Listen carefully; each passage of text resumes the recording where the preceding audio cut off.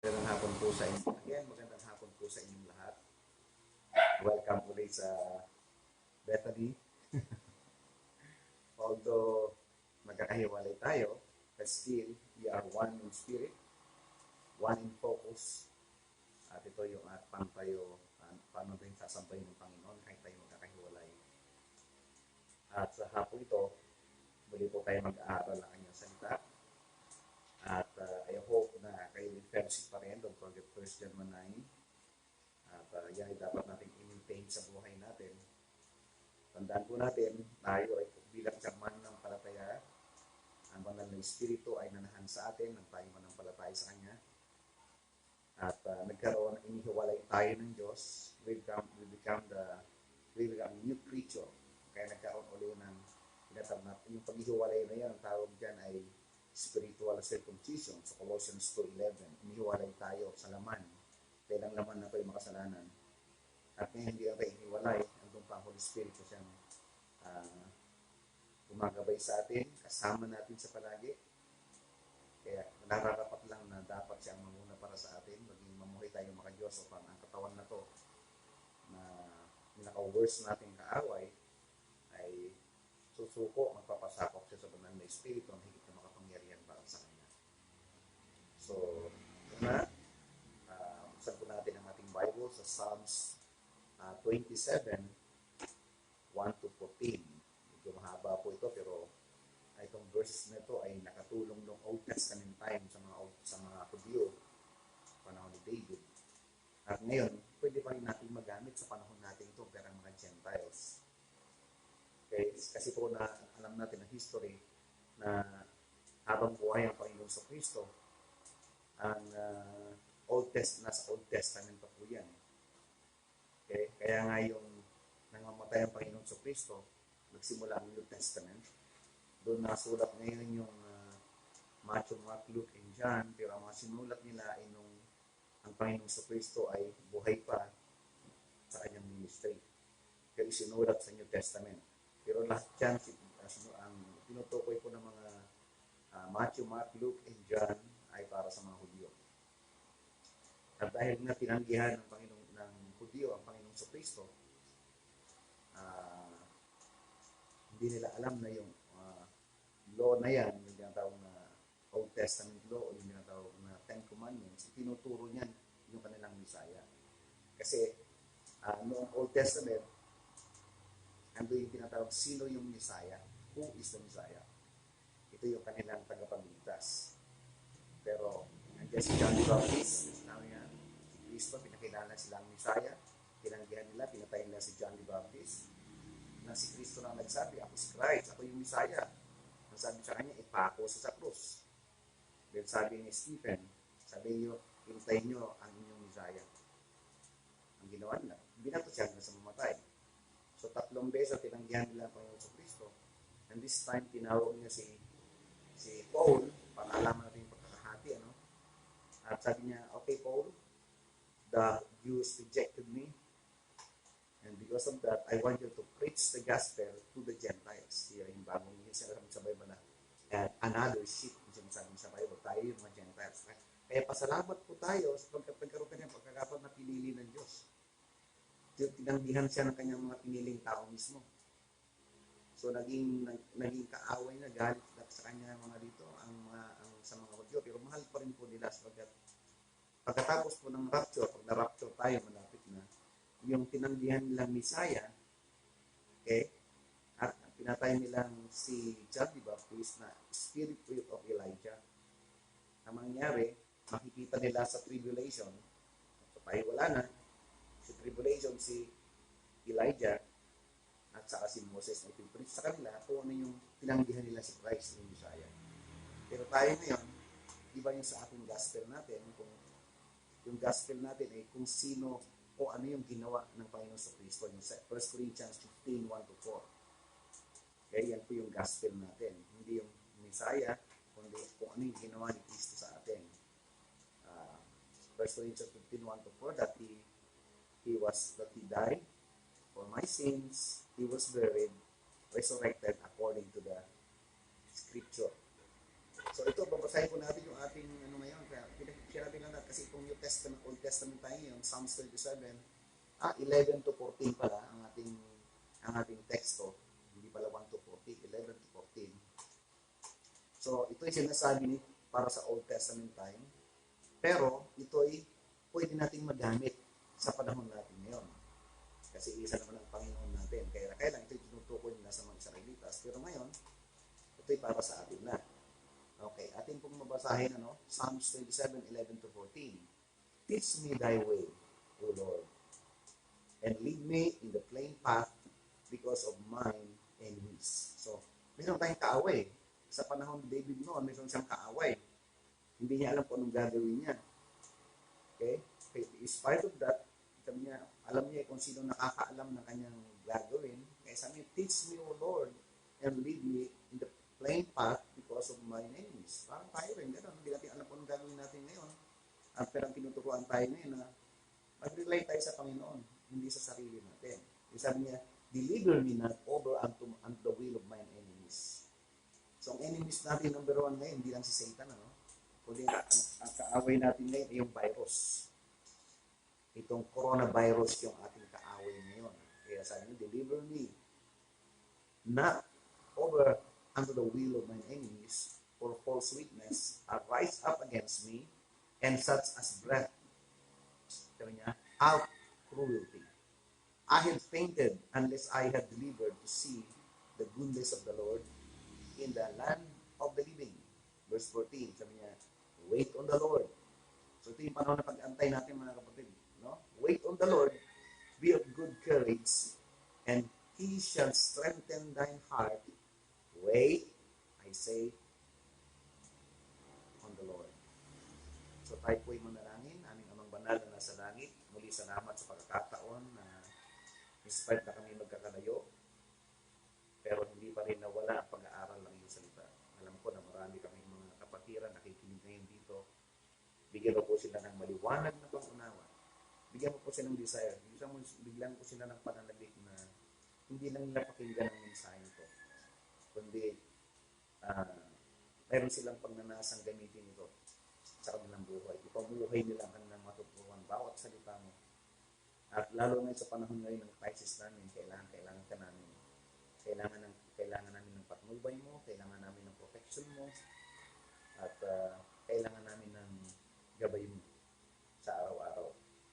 Dalahi ko banal ng Espiritu kami maging guro ngayon na bigyan ng kapangyarihan ang inyong tagapagsalita na may hayag ito ng maliwanag, na may pagmamahal, may concern, upang ang mga salita mo ay maunawaan po nila na sila naman nakikinig ang inyong pananabik nila ito gamitin sa kanilang buhay. Pagpalain niyo amang bawat oras na aming magagamit. Salamat sa iyong pag-iingat at pagkakalot patuloy sa amin sa pangalan ng aming Panginoon sa Kristo at sarili tagapagligtas. Amen. Okay, ang ating title po ng ating lesson ngayon is When God Says Wait. Okay? Pag sinabi ng wait, sabi ng dictionary, do nothing expecting something to happen. Habang naghihintay ka, pero may inaasahan kang may mangyayari. Okay? At siyempre, maganda yun. Kasi sabi ng Lord. Now, yung summary po ng lesson natin dito, kung minsan, kung lahat ng sistema, sinasabing go, sasabihin naman ng Diyos wait. Okay? Palagi magkabaliktad, So, pag may na-delay, pag sinabing wait, yung mag-aantay ka, nag-delay ka, diba, nag-aantay ka ng bus, nag-aantay ka ng, nasubukan ko ng mag-aantay ng bus, ang haba ng pila, okay? Tapos bigla na lang, hindi pala babiyahe yung bus na yun. Kasi baka na namin mag-antay na aeroplano, nasa Singapore kami noon, na-delay yung flight, nag-antay kami ng maraming oras. Buti na lang, libre yung tanghalian namin. Okay? Now, ang paghihintay po, hindi po madali. Medyo masakit po yan, talagang nakakainit. Pero, may mga dahilan po ang Panginoon. Bakit minsan, inaalaw niya na tayo mag-antay. Okay? Bakit po? Pero alam niyo po ba na ang Diyos po ay may tinatawag na bird's eye view. Pag sinabing bird's eye view, natataas siya. At ang nakikita lang natin itong malapit sa atin, itong abot tanaw lang natin sa paligid. May mga may nakaharang na building, may nakaharang na mga punong kahoy na hindi natin nakikita yung kabila. Pero sa taas po, ang Diyos po, nakikita niya ang lahat. He can see what we cannot see. At saka yung timing niya is always perfect.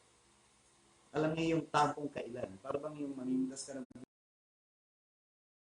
pag pinitas mo yung apis na hilaw pa, kahit ipahinog mo yan, hindi yan mahihinog, maninigas lang, panginitin. Okay? So, thankfully po, sa pag-antay natin, meron tayong isang karakter na matututuhan tayo.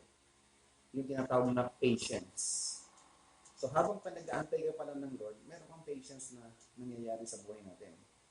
Maaring bago mangyari yung coronavirus na ito nangyari yung December. Okay? At meron ka nang nakaplanong ginawa sa inyong buhay, meron kang date, at meron ka ng lugar na makikita kayo ng halimbawa ng ka-appointment mo sa business, o kaya ito yung araw na ito yung mayroon birthday mo, ito yung araw ng kasal mo, okay, katulad kung kilala ako dyan, pero tuloy daw, tuloy. Okay, meron kang pinabiyahing-biyahe, minsan lang matatatakan yung passport mo para kayo magbiyahe sa ibang bansa, bigla pang walang biyahe ng eroplano. So, lahat naka-set up na, lahat nakaplano na. You are so excited for that date to happen. Then, coronavirus came. Wow! Grabe. Okay? So, para bang, wow, hindi ka pa makalabas. Ngayon, lalo na ngayon, lockout. Bawat barangay dito sa Pilipinas ngayon, talagang hindi ka basta-basta makakalabas. Hindi ka, mayroong lalabas ka para mamalengke, mamili, isa lang tao. Okay? Pag meron kang sasakyan, kailangan isa lang nakasakay. As much as possible. Sa tricycle, isa lang ang sakay. Ang jeep, kailangan set apart. Pero kayo, wala na rin biyahe. Yung dating mahal na mahal mong trabaho, may kita ka, nakakapag-order, time ka. Ngayon, walang trabaho. Klase. Lahat. Okay, yung lahat ng mga pinlano mo, lahat ng mga bala, okay, iniisip mong puntahan, kakainan, wala lahat. So ito yung sinasabi ng Panginoon, gusto mo, pero God says, wait. Again, delays can feel agonizing or painful, pero muli, sabihin ko sa inyo, God has a bird's eye view. He can see, cannot see. And His timing is perfect. Okay? Again, kung ma-appreciate nyo lang yan later on na, wow, natuto ko magpasensya. Kasi kapag yan ang kulang natin yung pasensya. Madali tayong mainit. Pag nainip ang misis natin na sa sasakyan, busina na tayong busina, bilis. Okay? Pag nagtitris ka ng medyo bahaba, tagal. Okay, mga ganun ba? Now, in this practical message, let's talk about receiving God's best in every situation. Meron pa ng God's best in every situation. There are 6 things you need in order to hold on for His blessings. Okay? 6 things you need in order to hold on for His blessing. Una, make sure you are not busy elsewhere when God's plan unfolds. Okay? Wait for Him. Hintay ka lang. Kailangan hindi ka busy, nakatuon ka sa kanya. Pag sabi nag-aantay ka, nag-aantay ka sa Panginoon, parang waiter. Nakatayo ka lang sa tabi ng customer mo at nag-aantay ka ng order. Yes, sir? Good morning, sir. Anong order po natin? Di ba? Ganun din sa Panginoon. So, perhaps the most important one to learn is to obey God and live all the consequences to Him.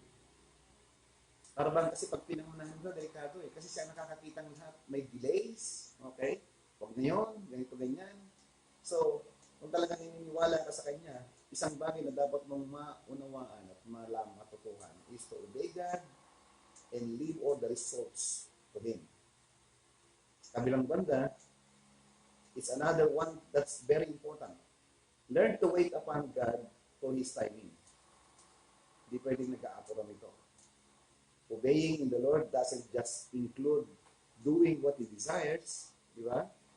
But doing it when He says and how He says. Importante po yun. Habang nag-aantay ka, siyempre, ito na, gusto mo nang gawin. Pwede ka. Huwag mo basta gawin.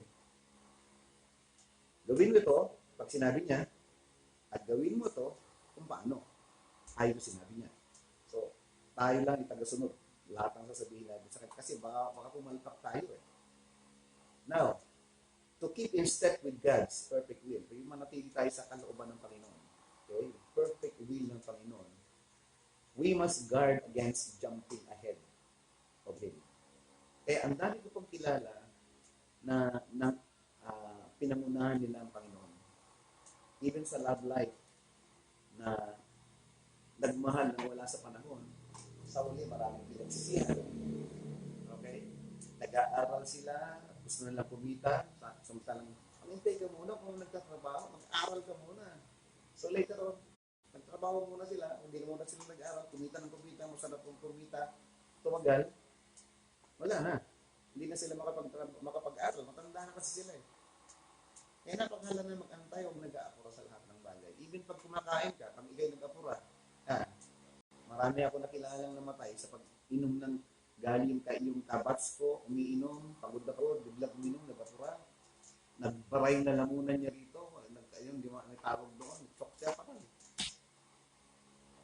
Yun pong hirap. Marami pong negative na resulta yan. Although waiting on the Lord is not always easy. Hindi ko talaga madali yan. Okay? But, isang bagay na totoo ko dito. We can never go wrong by patiently letting Him lead us according to His timing. Hindi masamang magmahal, hindi masamang magtrabaho, plano ng mga ganitong bagay, pero dapat ayon sa kanyang kalooban. Yung panahon, yung oras ng kanyang kalooban. So when we step ahead of Him, ito na ang problema natin. Yung bang nag-aapor tayo, at pinangunahan mo na siya. Yan. Yung trouble, yung problem, nag-aantay sa atin. Okay? Tanungin nyo yung marami. Okay? Sa mga hindi makapag-antay, pinangunahan ng Panginoon at hindi sumunod sa Panginoon, hindi sila nawala ng problema. At doon, nag-aantay ang problema sa kanila. Pero kung tayo nagtitiwala sa kanyang gabay, we wait, if we trust His guidance, He will lead us into His will. Yung will niya is perfect. Okay? Na-identify na, what is the will of God? The will of God is, meron siyang purpose, meron siyang plano, kaya yun ang will niya. Meron siyang purpose sa bakit kanya iniligtas, meron siyang plano dahil ikaw iligtas, at kailangan mong malaman yung plano na yun, at pag nalaman mo, kailangan sundin mo. Pero nasa kalooban ka ng Panginoon. You are in His will. So, anong gagawin natin ngayon? Kung pinangunahan mo pala siya, hindi ka sumunod sa kalooban niya, nag-aantay ang problema. Pero kung tayo matututong magtitiwala sa atin sa pamagitan ng kanyang salita, aakayin niya tayo sa kanyang perfectong kalooban. At marami tayong matatapos. Okay? Kaysa sa iniisip siya, inaakala pa natin, mabuti na lang at ako'y nasumunod sa kanyang kalooban. Mas marami kang nagawa, walang pagkakamali, hindi ka nagsisi sa ginawa mo, ando pa na-bless ka pa, nag-glorify pa ang Panginoon. So, tayo naman nag-aapura, na gumawa ng desisyon. Rather than seeking God's timing,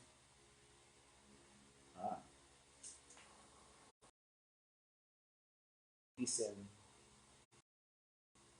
the words of Psalms 27, verse 14.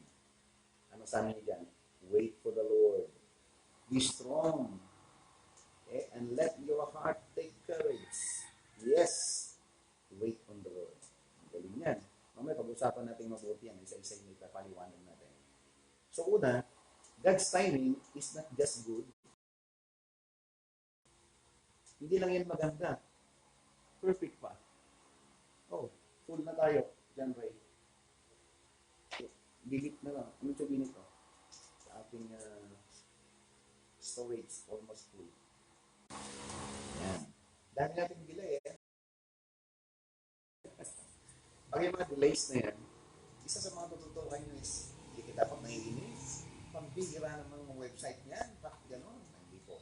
Part po, application ng lesson natin yan. Isa sa mga tututukan patience. So again, God's timing, hindi lang ito just good, but it's perfect. So isipin mo yun, no? Yung timing ng gusto nyo. Mag-apura kayo at magkamali at dumanas ng pangit na resulta o mag-aantay ka dahil alam mo ito ay perfect. Alam mo ito yung eksaktong para sa akin, magiging masaya ako at walang pagsisising nangyayari. Parang ito, pag coronavirus na to, kaya nag-aapura. Pag sinabi mo lalabas, huwag nung lumabas. Ako kayo mahawa. Kaya lalabas kayo, punta kayo kung saan pumunta, makihilubilo ko sa hindi nyo makilala. Yung pala meron ng sa Mayahay, meron na. Malapit na ng palapit. Pero alam ko, habang tayo magiging maalat, Betanites, as long as you become salt believers, tayo yung preserver ng San Pablo City. Tandaan niyo yan.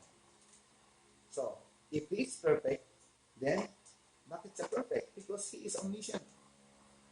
Pag sinabi ang kanyang time is perfect, He is an omniscient God. Pag sinabi omniscient, He is an all-knowing God. He knows the things that in the past, present, and future. Kaya alam niyo kung ngayon, alam niyo yung bukas, alam niyo yung susunod, alam niyo yung future. Nasa kanya nakikita niyo lahat. Yung buhay natin. Kung ano yung magiging araw natin, buhay natin bukas, sa susunod na bukas, sa isang taon, alam niya po yan. Kaya hinihikayat tayo ng Diyos. Ang sabi ng Psalms 27 dito, wait on the Lord sa lahat ng bagay. Ngayon, pag nasa kalooban ka ng Diyos, punta ka sa kanyang kalooban, then gagabayan ka niya sa kanyang kalooban. Bibigyan ka niya lakas ng loob na magantay. So, alam niyo po ba na nakikita ng Diyos ang bawat aspeto ng ating buhay? Pati yung pangangailangan natin. Isipin mo na kami bumili na ako ng bigas last time. Bumili ako 5 kilo. Nailuto na halos. Sabi ko, bibili na ako para lumabas. Ayun, di ako pinalabas ng Lord. May isang kapatid na nagbigay ng siguro mga 10 kilo yun. May kasama pang tasty, na 2 supot ng tasty. At may mga kapatiran pa na magpapadala sa akin ng pang-groceries ko. So hindi ako gutumin na kahit mga ilang taon dito. Ang galing talaga ng Lord. Ano yung timing ng Lord? God, thank you. So, He is omniscient and knows all things in the past, present, and kaya kanina excited ako lalo na sabi niya, Pastor, I'm going to send you ang grocery para meron kong makain dyan, para kung meron kang makonsume dyan, hindi ka na mag-aalala sa kailangan mo. Sabi ko, thank you so much. So, alam niyo bakit? The Lord sees every aspect of our life, including our needs. See? Sana yung sample na yun. Ang galing bigas ko, galing naman. Pati itong aking mic na to, kaya pray by Brother John Rayto. Grabe. Sabi ko kasi, Lord, kung mahina ang sound nung aming last Wednesday service. At natutuwa ako kasi nasa 2,000 plus na yung viewers natin. Dami. Sana may membro ko na lahat yun. Pero darating yun. Kasi alam ko marami na nga ako, after this virus na to, marami magsusurwining. So, in His great wisdom, so, kasi pag sinabing great wisdom, alam niya lahat, past, present, and future. Okay? Naintindihan niya, what's best for us? Alam niya yung maganda para sa atin. Yung iniisip lang natin yung maganda, yung nakikita natin yung maganda, yung alam natin yung maganda, sabi ng Lord, naku naman, kalingkingan lang yun sa akin. Okay? Ang sa'yo ay mas malaki ang bibigay ko sa'yo sa inaakala mo. Mas best ang bibigay ko para sa'yo. Because remember, only Jesus, sabi niya, yung ating only can satisfy your soul. Siya lang po nakakaalam yung ikagaganda natin, ikaliligaya natin, ikakasatisfy natin. Ang bira, ano bang hahanapin natin? Ibinigay na niya yung best sa atin, yung salvation. Ano pa? Binigyan tayo ng Holy Spirit, danahan sa natin, alam niya na hindi natin kaya. Pag tayo nagpasakop sa banal na Espiritu na nasa atin, siya yung patnubay natin, siya yung gabay natin, nakakita ng kaaway natin, siya nakakita ng mga danger natin, siya nakakita ng needs natin, siya nakakita ng mga lahat-lahat. So kung tayo nagpapasakop sa Kanya, then siya nakakalam ng best para sa atin. Because His divine schedule for our lives is always perfect and achieves His good purposes. Naabot niya. Kung tayo magpapasakop lang sa Kanya, yung schedule niya, nagtatagumpay siya. Okay? Yung magandang layunin niya para sa atin. Excuse me. Now, bilang contrast dito, we are open in a hurry. Yan, mag-aapura tayo to get what we want. Naalala ko noon, sabi ko, Lord, hindi ako mag-aapura. Gusto ko lang naman hindi ako nagreklamo sa sakyan ko. Magagamit ko pa naman, walang problema. Pero sabi ko, medyo mahina ang...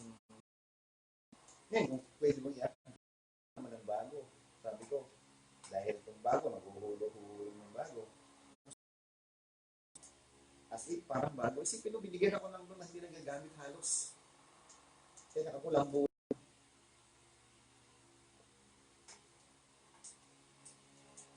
At may nag-provide. Siyempre, mayroong provision ng shares, pero kulang, mayroong miyembro na sumagot ng kulang.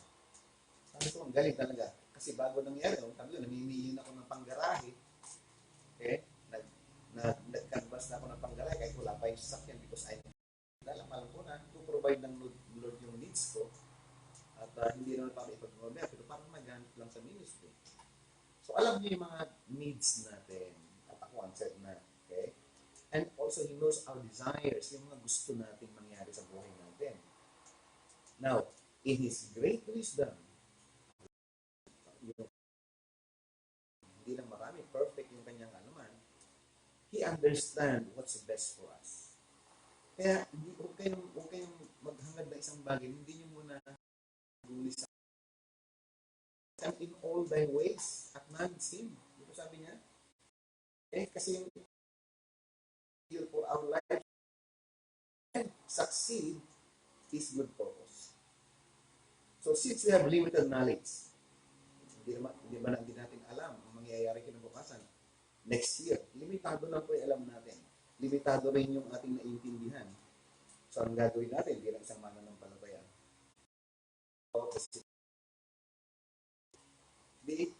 Lumapit tayo doon sa isang all-knowing God, okay, na siyang nakakaalam ng buhay natin, dumulog tayo sa Kanya, maghintay na buksan ng Diyos ang daan na para sa atin, na inilaan niya para sa atin. Ibig sabihin, meron na kaplano na. Kaya nag-aantay lang siya. Halimbawa, may nakikita niya yung needs natin. Sabi niya, ang gusto niya, mag-pray tayo. Gusto niya, kausapin natin siya. Kaya napakalaga nung nananalangin. Nakikipag-usap sa Kanya. Okay, nakikinig kayo sa preaching. So, tapos sabi, dapat ganon. Pero nangyayari, nagpipere lang tayo, hindi na tayo nagbabasa ng Bible. Hindi na tayo nakikinig ng message. So, alam niya yung needs natin, hindi niya alam kung paano natin gagawin. So, napakahalaga. Nakipag-usap tayo sa Kanya, hinaayahan din natin siya makipag-usap sa atin. So, kaya lang, in a hurry matter, to move ahead, nag-a-upload tayo, okay? Hindi natin mapigilan yung sarili natin, yung desires natin. We often big decisions without asking, ito na naman dyan, without asking the Lord to show us His perfect timing in the matter. Okay? Sorry po meron uling storage session na gagawin natin. Kailangan, mapit mong tayo sa Kanya. Sabi nga niya, come to me, all ye that are heavy laden, naguguluhan. Kayo na nag-aapura, and I will give you rest. Okay? May timing ang bibigay sa atin ng Panginoon. Tayo nag-aapura. Palaging isipin natin siya na all-knowing God, siya nakakaalam ng lahat sa buhay natin, siya ang nagpoprotekta sa atin, alam niya ang dadaanan natin, alam niya ang mangyayari bawat minuto sa buhay natin. Abay, susunod na ako sa Kanya kung ako. Kasi naranasan ko rin pangunahan niya at naranasan ko na hindi maganda. Totoo po, dyan ito. Totoo po na nag-aantay talaga ang problema sa atin. Sorry for the commercial again. So in contrast yung pinag-uusapan natin kanina, we're open in a hurry to get ahead what we want. Nag-apro tayo. Okay? Gusto nating mangyari agad yung gusto natin. Pero dahil kulang tayo sa kaalaman, kulang tayo sa karunungan, kulang tayo sa pangunawa, okay? We should pray about the situation and wait for God. Kaya alam niyo natin na Lord, kulang ako sa pangunawa. Dapat malaman ko yun. Kulang ko sa kaalaman. So, kailangan manalangin tayo sa lahat ng sitwasyon na gusto natin sa buhay natin. At maghintay para sa Panginoon na buksan niya ang landas na nilaan niya para sa atin. Okay? Meron siyang talagang landas na nilaan niya para sa atin na susundin natin. Pero kung tayo po'y mag-aapura at pangunahan natin siya, kadalasan gagawa tayo ng malaking desisyon na hindi natin yung sinasangguni sa Panginoon para ipakita natin sa Kanya ang parang ganito, no? We often make big decisions without asking the Lord to show us His perfect timing in the matter. So tayong mismo yung, Lord, pakita mo na sa amin kung ano yung decision mo. Pakita mo sa amin yung perfect timing mo. Okay? Yet God has provided everything we need to obey His will. Nasa atin na ang lahat ng ibinigay niya para masunod natin yung kanyang kalooban. Tignan nyo ha. Una, number 1. Okay? When He saved us, He gave us His indwelling spirit to be with us forever. Okay?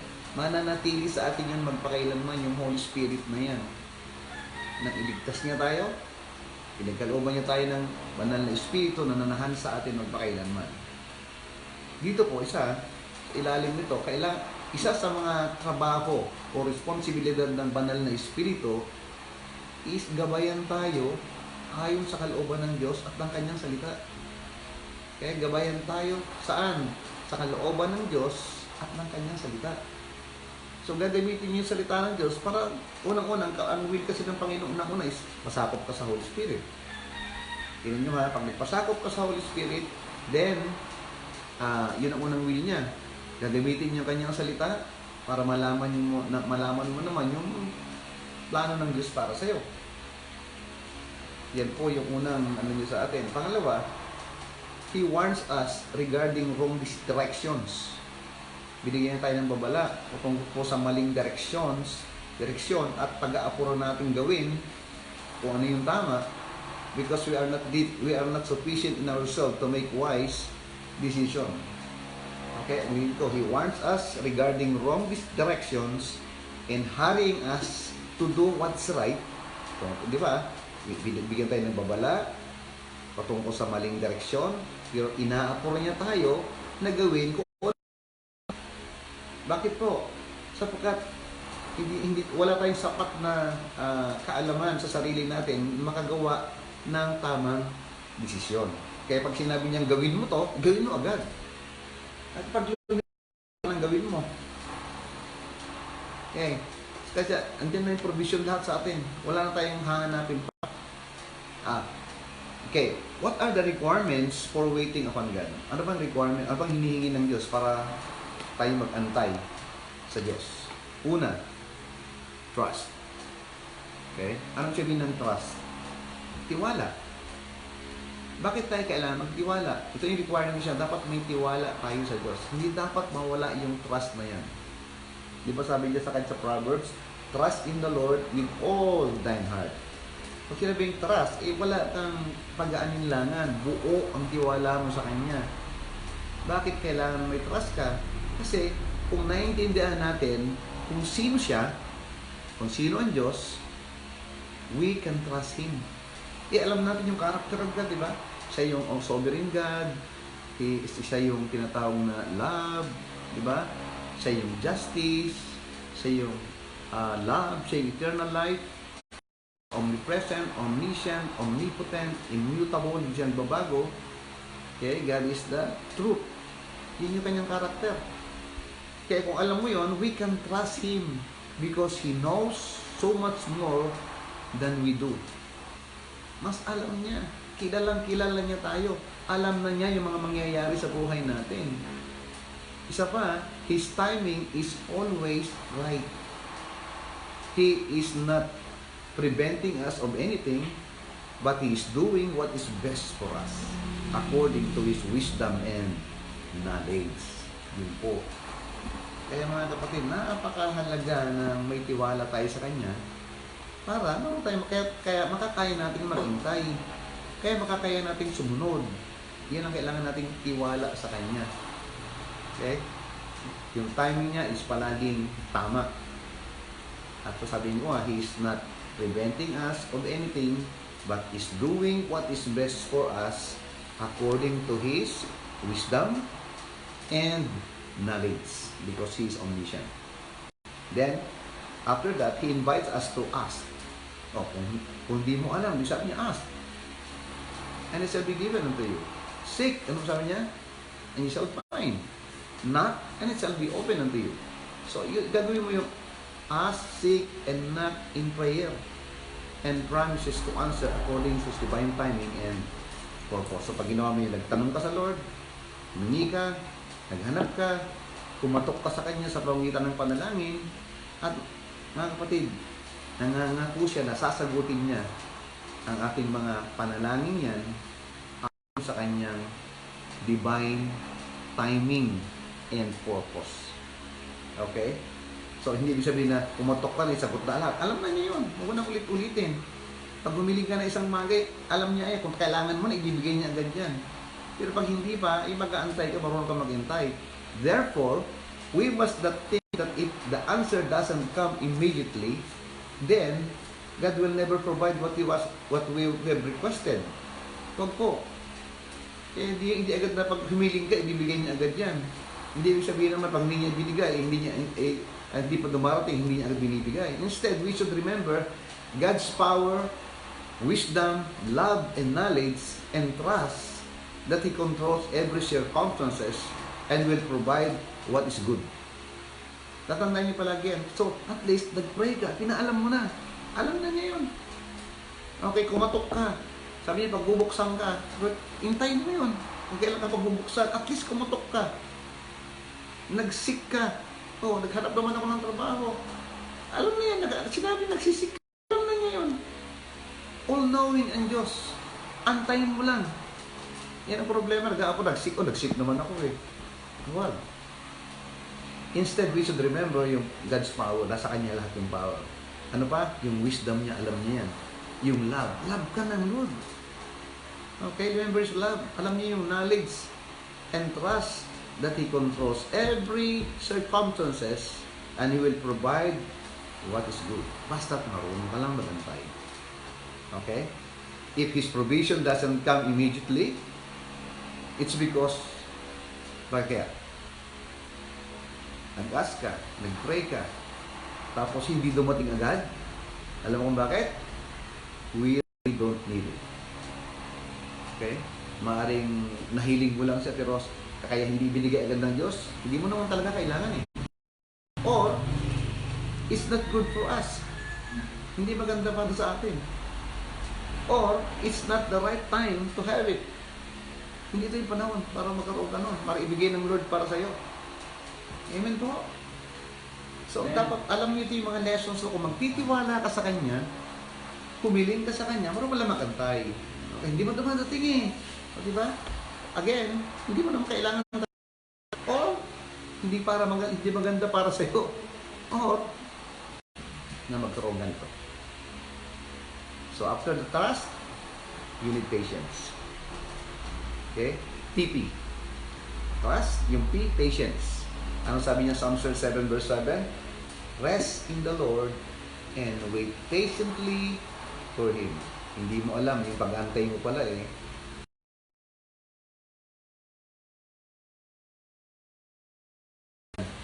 Sabi niya, do not fret. Sabi niya rito, huwag kang magmakton pag di ba dumadating. Because waiting could cause us to worry and impatient because it seems like God is not doing anything. Abawa. Alam mo, ang gaganda ng mga lessons na ito na kailangan natin ito kasi ito yung araw-araw na buhay natin eh. Kaya ang daming young people na nagkakamali. Kasi unang-una sa love life, sira na sila. Kung minsan may gusto siyang hinihiling nila sa magulang nila, pag hindi na pagbigyan, maglalayas na sila. Even tayo.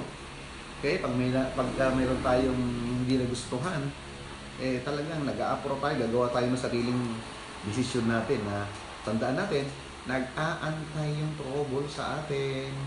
Pag pinangunahan natin ang Diyos, balikan niyo yung buhay niyo dati. Okay? Hindi ka marunong mag-antay, nag-apura ka, napaganda ba ang buhay natin?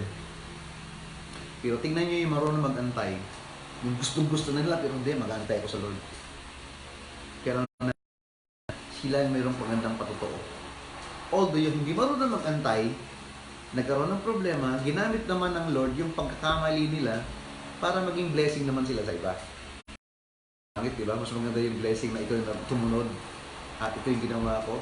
So which means you learn the hard way, you disobey. Pinangunahan mo siya. You learn the easy way, the easy way is nag-wait ka. At hindi lang yun, nabuo sa karakter mo yung tinatawag na patience. Ang galing, di ba? Pero so, tandaan natin to. We must remember that He loves us in spite na hindi pa binibigay sa'yo. Dahil ulitin natin, dahil hindi mo naman talaga kailangan. Okay? Hindi maganda para sa'yo. Or hindi ito yung tamang time para sa'yo. Pero in spite of that, tatandaan natin palagi na mahal niya tayo. Good guidance, ginagawin niya tayo maganda. May provision na kailangan natin. Kailan ba kayo namatay sa gutom? Nandun natin yung provision. Kaya alam ko, wala pa siguro nang tutulong sa inyo sa labas. Andun yung bahay ninyo. Andun yung mga kailangan niyo. Andun yung tulong nandun, yung help. And the strength during the wait. Nakaya natin. Binibigyan ka ng strength because as long as you are a child of God, nasa iyong banal na espiritu, sabi niya, di ba sabi niya, the Lord is the strength of my life. As long as you're in the will of God, God is going to give the strength during the waiting. Okay? Tignan niyo ito. Isang example lang gawin natin. Nang si David ay inanoint na hari ng Israel, teenager pa lang siya naman, as a teenager. Sabi niya rito, he had no idea, wala siyang idea na, alam mo, as teenager, hindi niya alam na mag-aantay siya sa loob ng 12 taon bago siya naging hari, naging reality yung kanyang promise, naging hari. Sipin mo yon.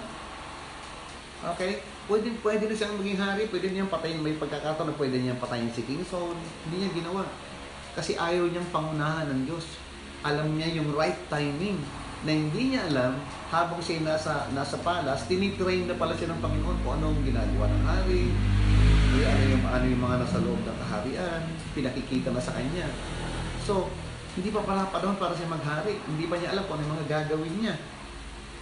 Pero, sabi ng Panginoon, ikaw ang susunod na hari ng Israel kasi tinanggihan na si King Saul. So, alam niyo siya na yung hari. Pero alam niyo, nag-antay siya sa mahigit na taon bago siya naging hari. Okay?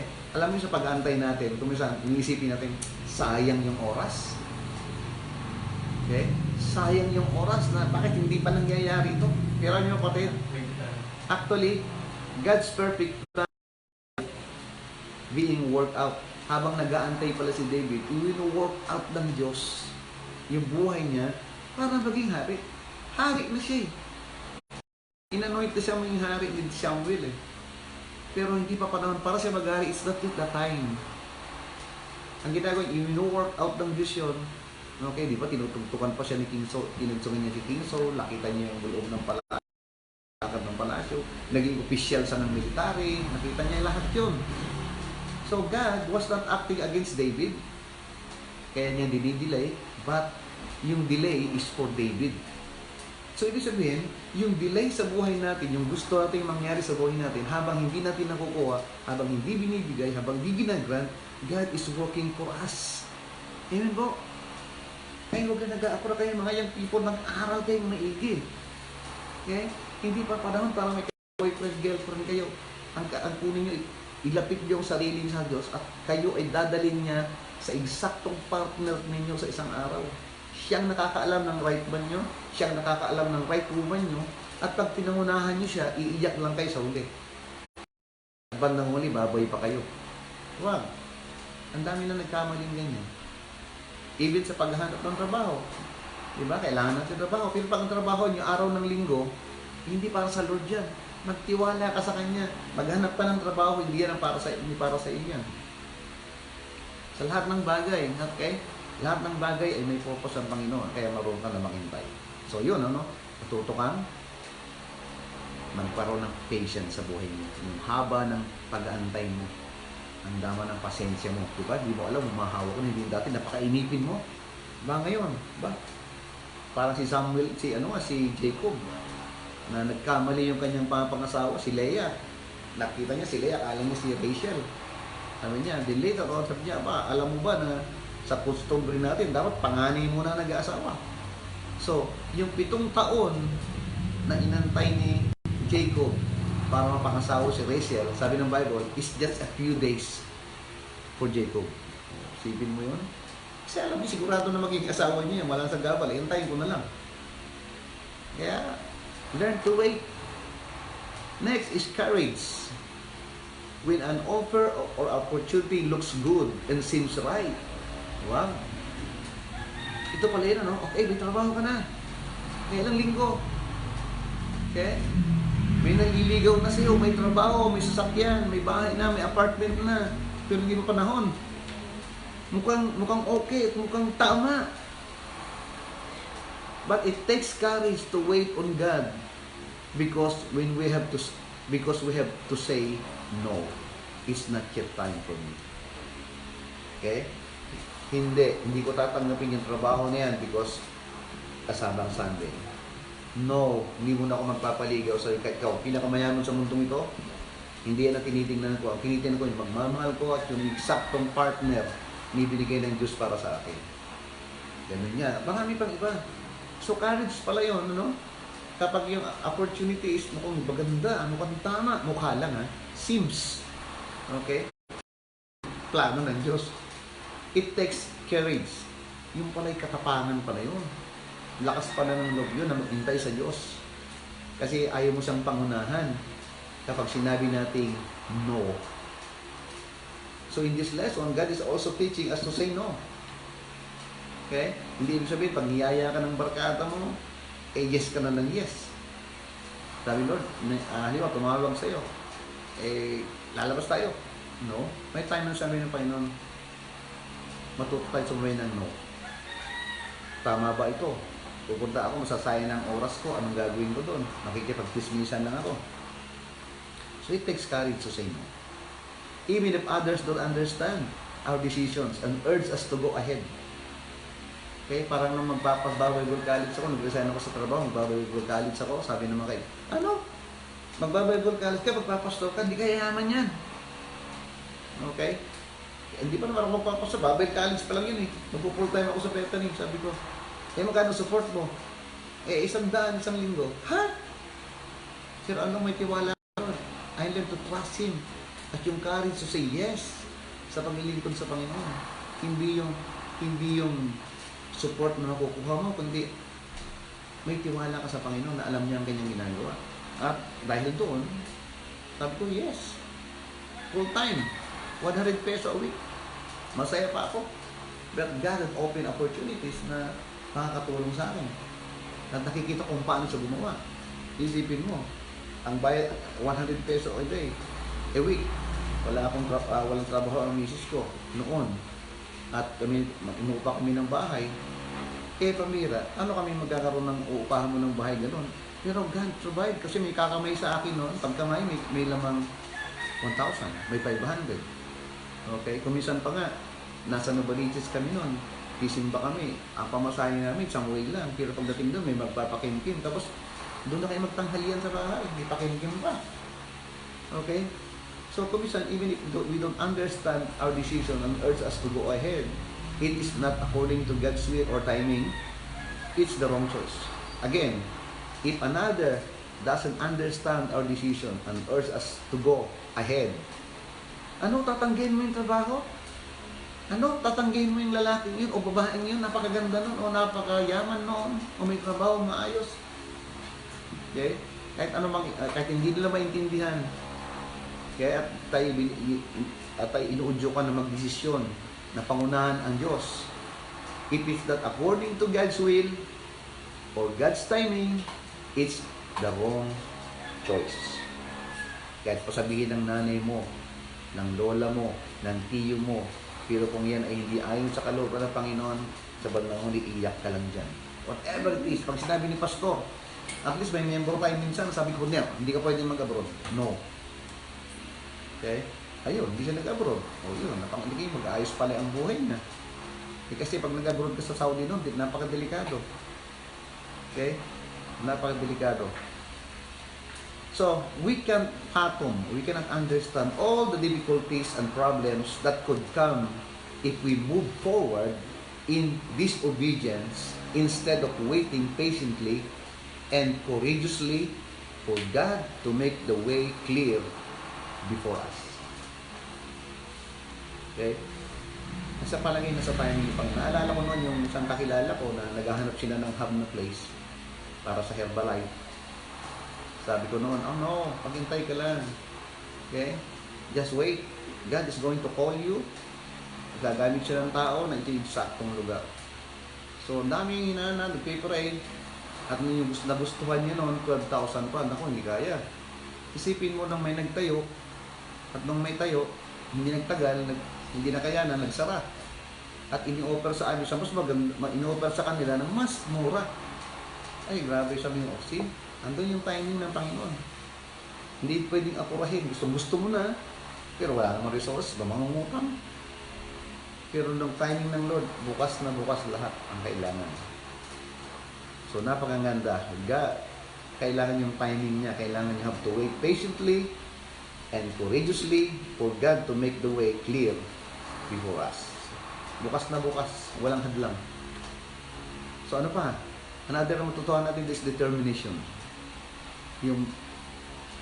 Kasi yung influence ng iba has a power effect on us. Okay? Andun yung effect nun, lalo, mahal mo sa buhay. It takes fortitude to wait on the Lord. While the situation may look right on the outside, if the Holy Spirit is cautioning us, binababalaan tayo ng Holy Spirit, we must make up our minds to obey Him rather than give in to others' opinion and advice. O maganda ng advice ng iba. Okay, sabihin natin, ito magagandang ito. Pero nandiyan ang Holy Spirit na all-knowing God. Okay, lalo sa gagawa ka ng mga malalaking desisyon sa buhay mo. So we must make up our minds to obey Him, the Holy Spirit, rather than give in to others' opinions and advice. Okay? Kaya lang determinado kayong sumunod sa tama. Sundin yung tama at nakakaalam ng lahat. Yan ang banal na Espiritu. Sabihin natin yung tao, hindi mo mahindihan kung may mga taong influencer ng taong close sa'yo na hindi mo mahindihan, then learn to say no. Kaysa naman, bandang huli, mapahama ka, masisisi ka pa sa huli. Okay? Another one that we should learn from this lesson is strength. When we are tempted to jump ahead of God, we must remember that the Almighty God is the source of our strength. Okay? Yung pangunahan mo siya. Tandaan natin, ang Diyos lang ang pinagmumulan ng ating lakas. And He will provide the power we need to wait patiently. Ang ganda na ng offer, oh. Pero alam mo, hindi kalooban ng Panginoon. Kung mag-antay ka lang, siyang bibigyan ng power sa'yo, ng lakas sa'yo, na mag-antay patiently. So, siya magpo-provide ng lakas para sa'yo. And beyond this, He can even change the desires of our hearts with His will and give us a strong passion to obey Him. Sana paabot natin lahat ito, no? Hindi pa basta mag-desisyon tayo kung anong gusto natin. Kasi alam ko maraming Kristiyano napapahama kapag pinangunahan nila ang Diyos. Okay? Pag hindi nila intindihan ng ganito yung salita ng Panginoon, ito, kung alam mo to, may apply mo sa buhay mo, at matutuwa ang Diyos sa atin kapag nakikita niyang nag-aantay tayo. God is all-knowing. Yung magdidesisyon ka pa lang, alam na ng Diyos yan.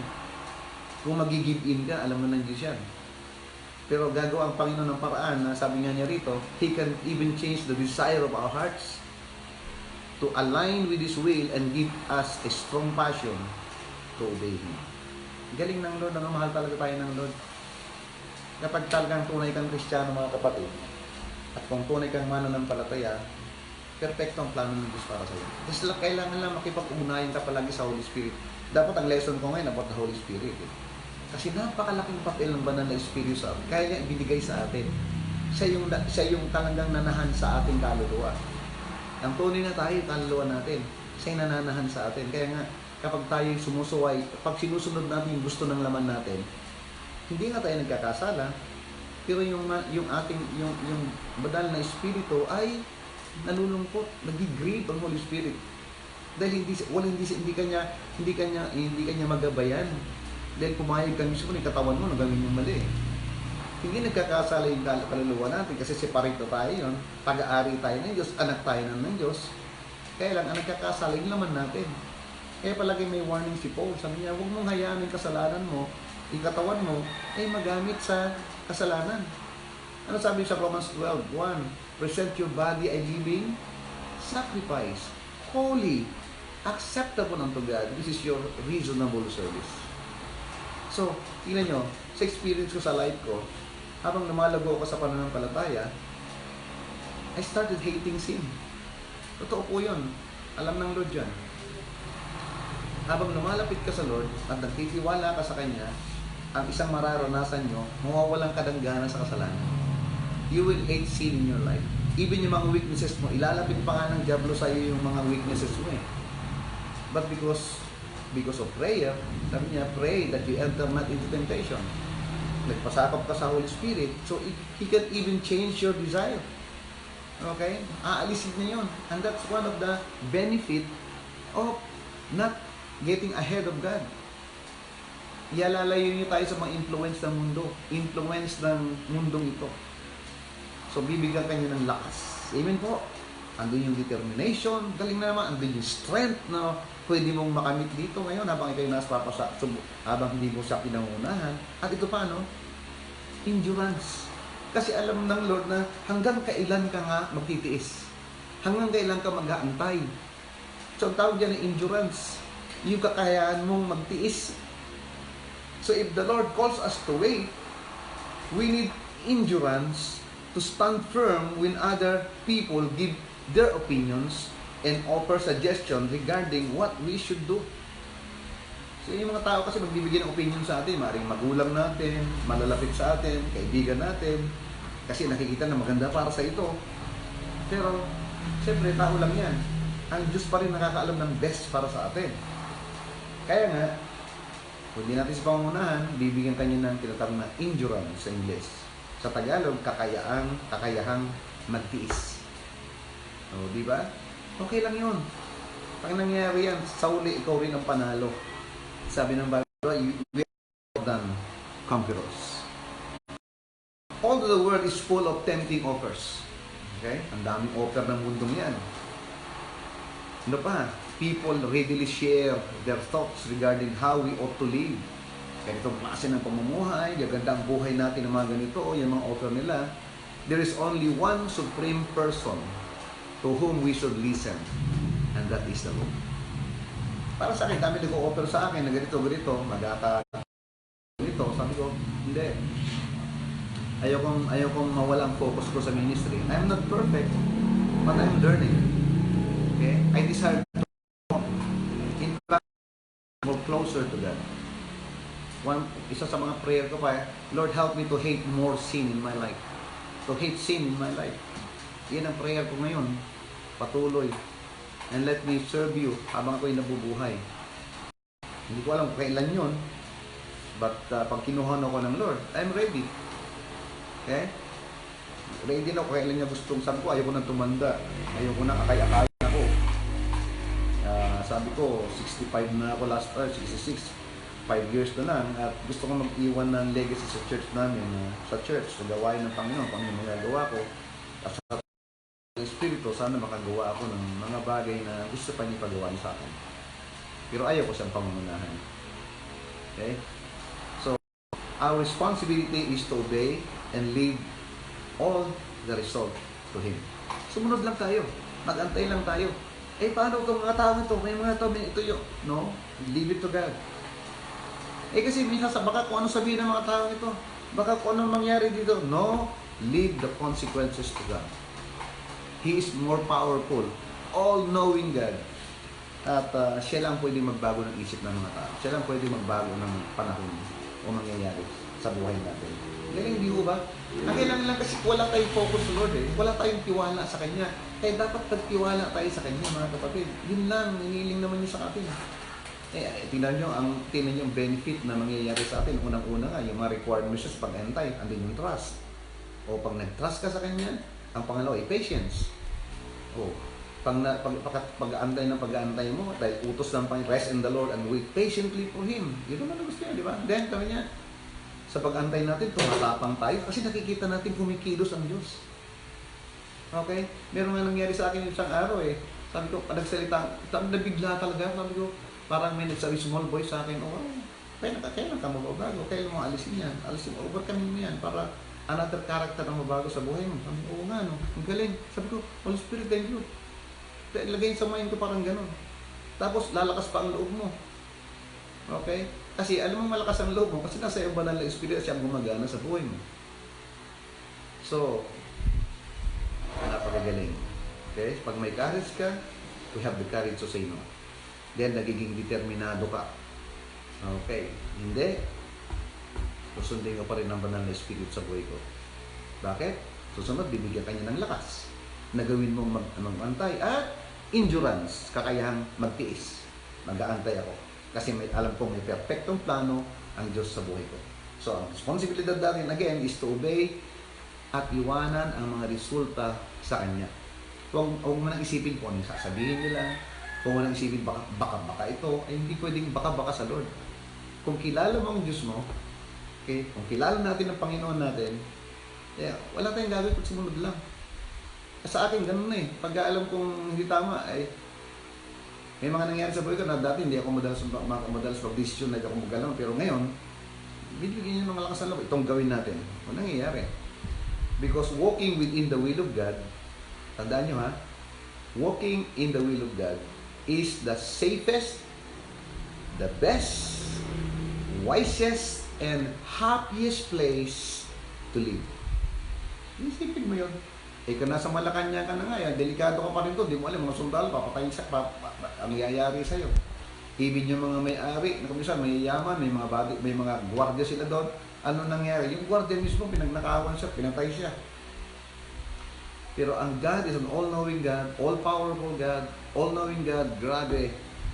So kapag lalakad tayo, mamumuhay tayo sa kalooban ng Diyos, ito yung pinaka-safest place. Ito yung pinaka-best place. Ito yung pinaka-wisest na gagawin natin. And it is the happiest place to live. So I encourage you. Okay? Nasundin natin ang kalooban ng Panginoon. Huwag natin siyang pangunahan sa lahat ng bagay. Sana palang iiral sa isip niyo yan. Combine yung lesson natin kanina umaga at saka ngayon, wow. Yung virus na yan, kanina nga may nag-text na. Sabi niya, praise God, thank you sa virus. Nagpasalamat pa sa virus sa marinig yung message kasi may ahanda niya ang sarili niya kasi anytime pwedeng mag-rapture or after this, may blessing kapag nanatili tayo sa kalooban niya. So although we will not receive everything we desire, okay, lahat may mga gusto tayong hindi ibibigay ng hindi natin matanggap, when we want, we will never miss out the good things God has for us, that according to His will and timing. Ma-appreciate mo yun. Ang dami ko na naramang istorya yung gano'n, talagang umiyak sila, hindi tama ito.